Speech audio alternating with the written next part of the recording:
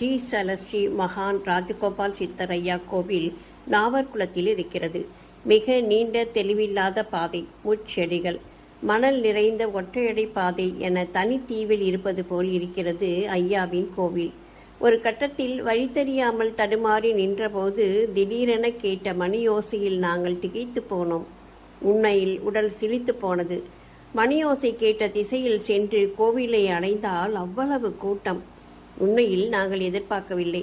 அன்றைக்கு பிரதோஷமும் இணைந்து கொள்ள சர்வ அலங்காரத்துடன் கண்கொள்ளா காட்சி தந்தார் சிவபெருமான்.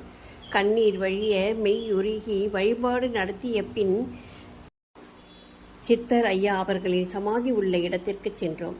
சமாதியின் மேல் சிவலிங்க வடிவில் தடாகம் அமைத்து அதில் தாமரை கொடி படர்ந்திருந்தது. ஜடாமுடி கிடையாது, மிகப்பெரிய தாடி இல்லை. மிக சாதாரண மனிதரைப் போலவே காட்சி தருகிறார் ராஜகோபால் சித்தரையா. மரங்கள் சூழ்ந்த அமைதியான விசாலமான இடம்.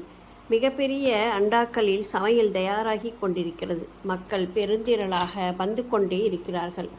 அன்னதானம் நடந்து கொண்டே இருக்கிறது. வடை பாயாசத்துடன் தலைவாழி இலை போட்டு பரிமாறுகிறார்கள்.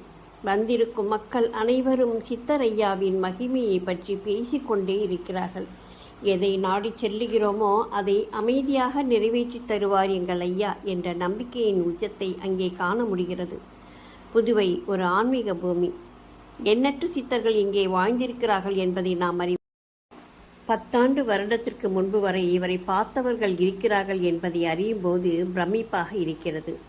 நாம் வாழ்ந்த காலத்தில் வாழ்ந்த மகானை நாம் பார்க்கவில்லையே என்ற ஏக்கம் வந்தபோதும் அவரது சமாதியில் கால் வைக்கும் பாக்கியமாவது கிடைத்ததே என ஆறுதல் அடைந்தோம்.